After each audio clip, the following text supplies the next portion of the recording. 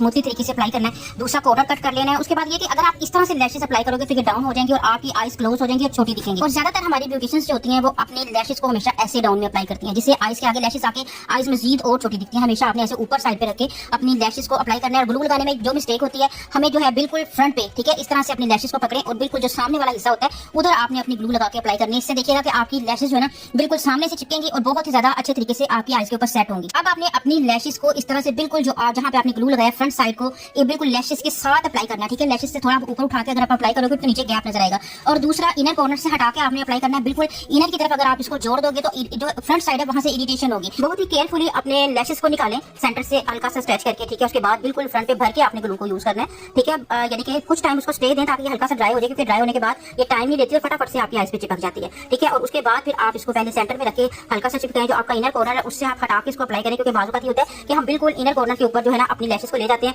जिससे आपकी ब्राइड की आंखों में पानी इरिटेशन होती रहती है। ग्लू जब हल्की सी ड्राई हो जाती है तो सबसे पहले आपने सेंटर से फिक्स करना है, उसके बाद फिर आपने इनर से उसको फिक्स करना है, ठीक है। फिर आउटर से इसको और आपस में दोनों को मिला देना इस तरह से, ताकि दोनों आपस में मिक्स हो जाए, ठीक है। और अपनी लैशेस को हमेशा ऐसे गुलाई में थोड़ा सा शेप इसकी कर ले, इससे आपकी आईज पे बहुत अच्छे तरीके से फिक्स होती है। जब आपकी लैश ग्लू हल्की सी ड्राई हो जाती है तो आप बिल्कुल इजी तरीके से इसको फिक्स करें, ठीक है। आप सेंटर में से रखें और इस तरह से दोनों लैशेस नीचे और ऊपर दोनों लैशेस को हल्का सा ऐसे प्रेस करके आगे की तरफ करें, ठीक है। आप देखेंगे कि आपकी जरा भी मेहनत नहीं होनी, ठीक है। जो एक प्रॉब्लम होती है ना, लैशेस लगाई फिर उतर जाती है, फिर लैशेस लगाई फिर, वो प्रॉब्लम आपको बिल्कुल फेस नहीं करनी पड़ेगी। हमेशा अपनी लैशेस की जो गुलाई है वो इस तरह, अगर गुलाई नहीं है तो आप ऐसे थोड़ा सा इसको मोड़ के इसमें जो है ना मतलब फोल्ड करके गुलाई कर लें। उसके बाद पहले आप मिड से चिपकाएं, फिर इनर से उसको हल्का सा चिपकाएं और बिल्कुल फ्रंट वाला कॉर्नर आपने अपनी लैशेस के साथ नीचे वाली जो आपकी रियल लैशेस है उसके साथ बिल्कुल रखना है, ठीक है। और इस तरह से दोनों को आपस में आपने मिला देना है, ठीक है। उसके बाद अगर आईज छोटी है तो इस तरह से 3D जो लैशेस लगा रहे होते हैं उसके साथ फिर आप इस तरह से कोई भी टीवी पेंट स्टिक को लेकर अपनी आंखों के अंदर भी अप्लाई कर सकते हो, ठीक है। आपको कोई जरूरत नहीं है कि महंगे महंगे जेल लाइनर्स को बाय करें। आप अपनी टीवी पेंट स्टिक के साथ जो कलर भी बहुत खूबसूरत लगते हैं, बिल्कुल व्हाइट जो होता है वो बड़ा अजीब लग रहा होता है, ठीक है। तो आप आसानी से